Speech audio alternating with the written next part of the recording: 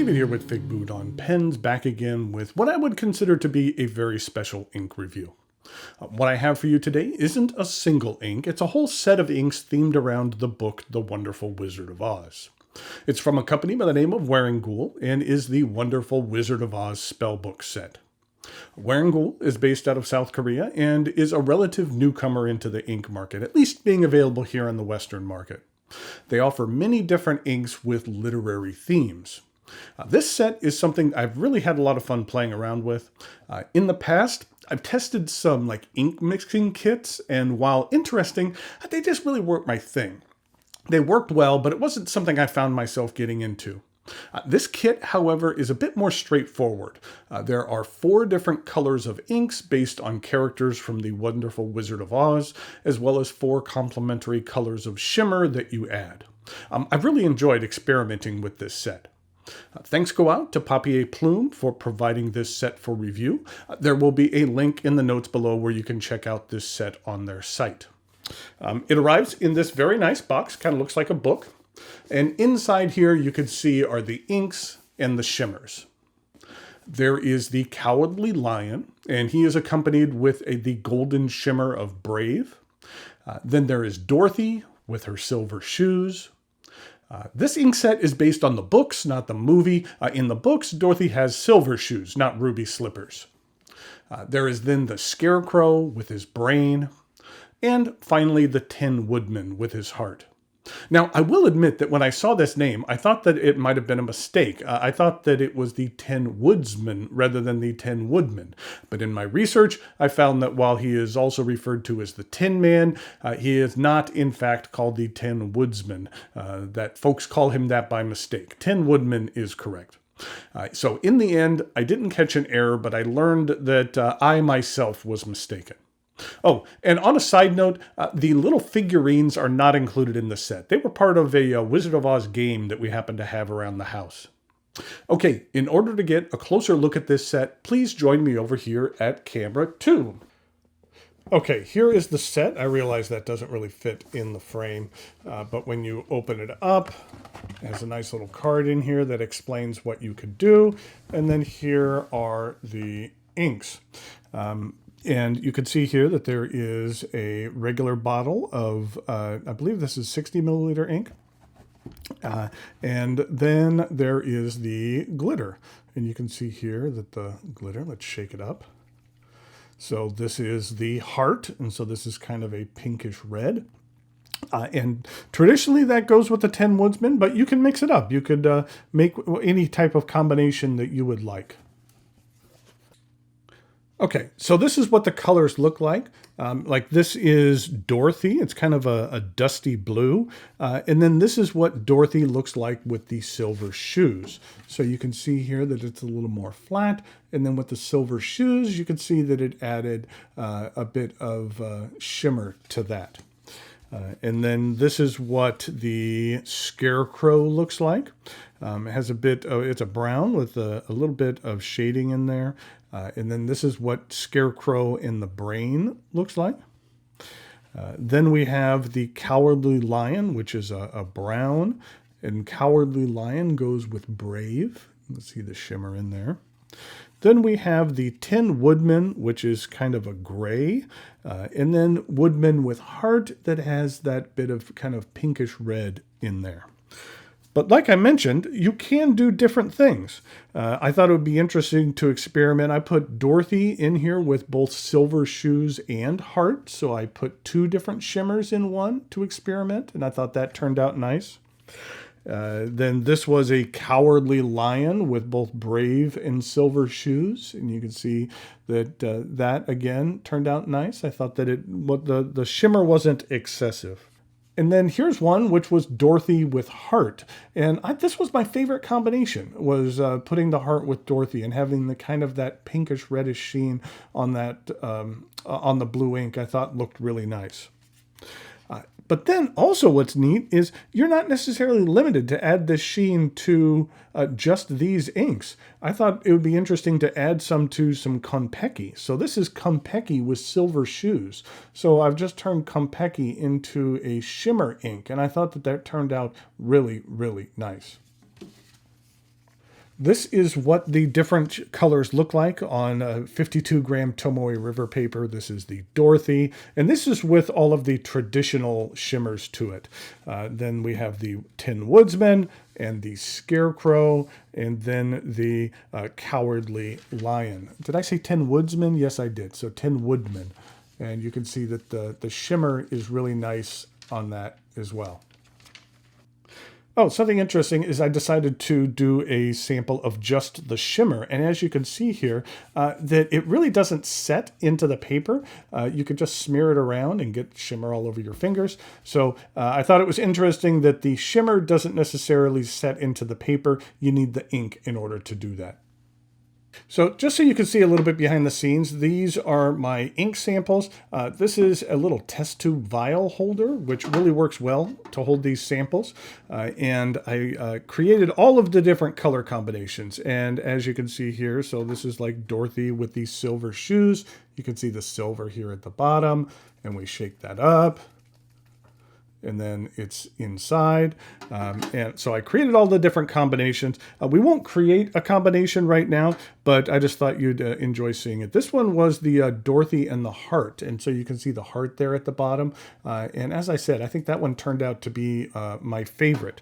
My favorite so much so that that's what we're going to use for the ink sample and the writing sample.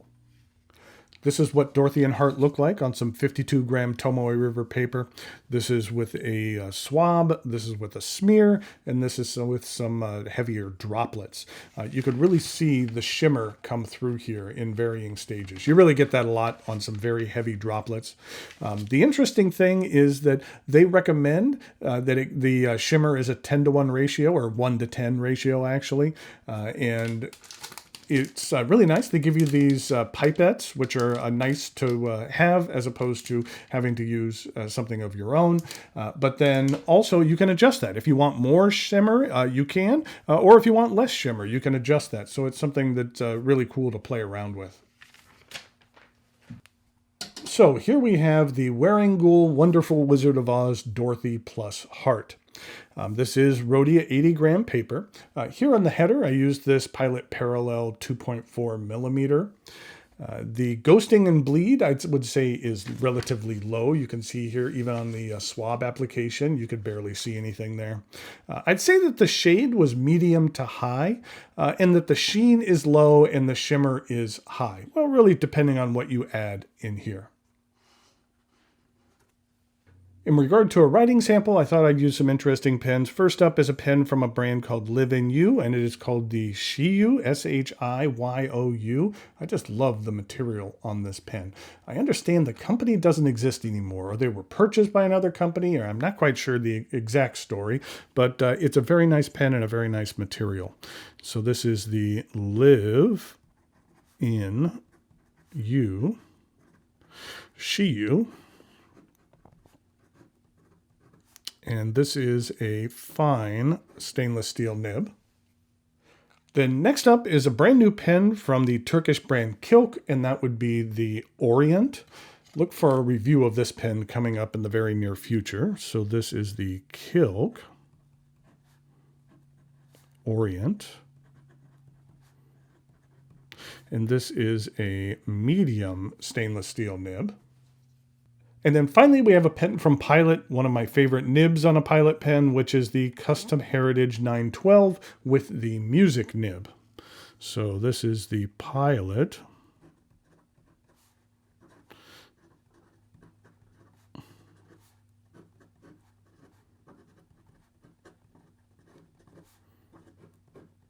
And this is with a music nib. Okay, in regard to the writing sample, I thought I would write a few facts about the Wonderful Wizard of Oz in the book. So here we go with the Live in You.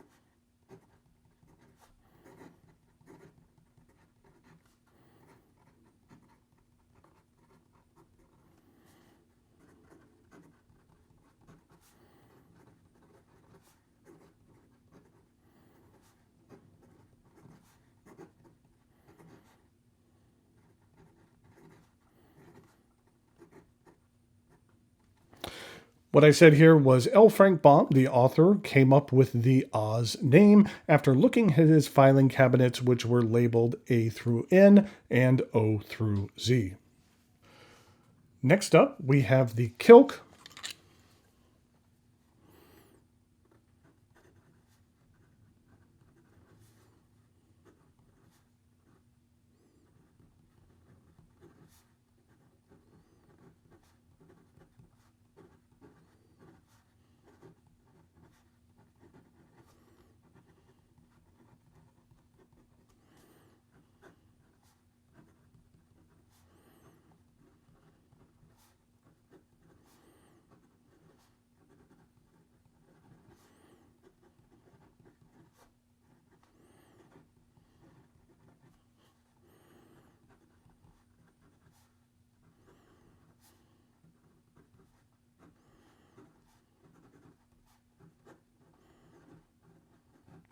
What I said was Baum received $75,000 for the rights to his book to be made into a film, which is actually $1.6 million in today's money. So that wasn't a bad payday for him.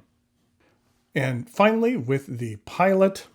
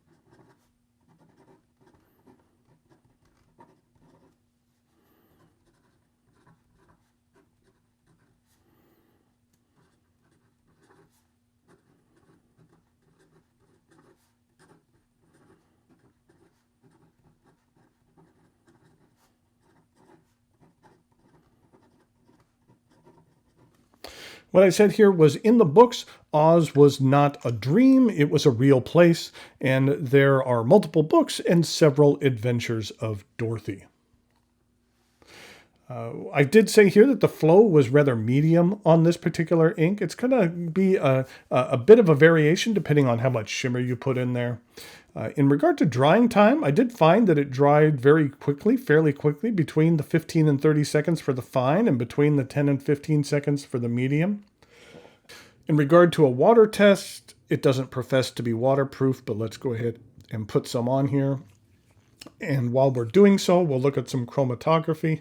I thought here for the Dorothy and Heart that it separated interesting, that it started with some lighter blues, and then it goes out into some yellows and some lavenders and some darker blues. I thought that that was interesting the way that separated out. And then just for fun, I decided to do another chromatography sample, which was the Cowardly Lion. And with this one, there was the Brave as well as the Silver Shoes shimmer. I thought this really separated out nicely, and how it went from the blues to the yellows to the oranges to the pinks to the reds. I just think that for kind of a, well, I don't want to say more boring color, but just a brown, there's a lot that goes into brown. I just think that that's an interesting looking chromatography. So here we have those two strips. Down below we have the Dorothy and the Heart. You can see that it left some of the shimmer here at the bottom. The shimmer stays at the bottom of these samples and goes up. And then you can see here for the Cowardly Lion with the Brave and the Silver Shoes that it left a little bit of more shimmer, since there was a little bit more shimmer in there. But I just like the way that that breaks up that brown. Okay, and then let's see how it did with the water. You can see that it's not waterproof, and that over some time that does fade away a little bit. I said here that the Wearingeul Wonderful Wizard of Oz spellbook set is fun to experiment with and produces some interesting inks.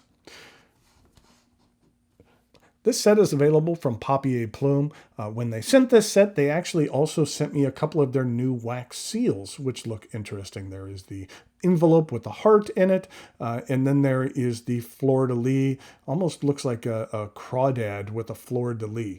And so when you get one of these, it comes like this, and then sometimes it comes with a handle, and sometimes you have one. I already had one, and you put them on the end. So let's go ahead and just see what these look like really quick. This is the way I usually do. I have a whole video on ink seals or wax seals, but let's go ahead and put some in here.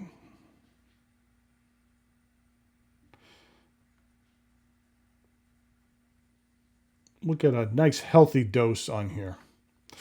And then once it is, then you just rub it around in the circle. And then we'll see what it looks like. You know, I should have let that sit a little while longer. Actually, let's do that a little bit more. Let's make it at least turn out nice. Sometimes with the wax seal, you can do this. If one turns out bad, you could kind of redo it. Put a little bit more wax in there and mix it around. It kind of melts the old wax that's in there. And then this time, let's do it right and actually let it sit here for a second and cool down. It's important that the metal is cooled down, because if it's not cooled down, then it's going to stick to the wax a little bit more. Sometimes it helps to have something that kind of cools them down a little bit, whether it's a cool stone or maybe even one of those freezer blocks. If I'm doing a bunch in a row, I'll usually have one of those handy so I can cool this down. And there we go. Now we have a nice heart that is in that envelope. And then let's go ahead and quickly trade this out, and let's show what the fleur-de-lis crawdad looks like. Let's go ahead and use red for this one. Let's go ahead and use red. We're getting near the end of this particular wax. Usually it's maybe around, about 10 or 11 drops, depending on the size of the seal. We'll go with a little bit more here just to make sure that we get plenty in here. And then just like the other, we're going to smear it around in a circle. Make sure that it doesn't drip. Make sure it's facing the right way. And then we'll put it down.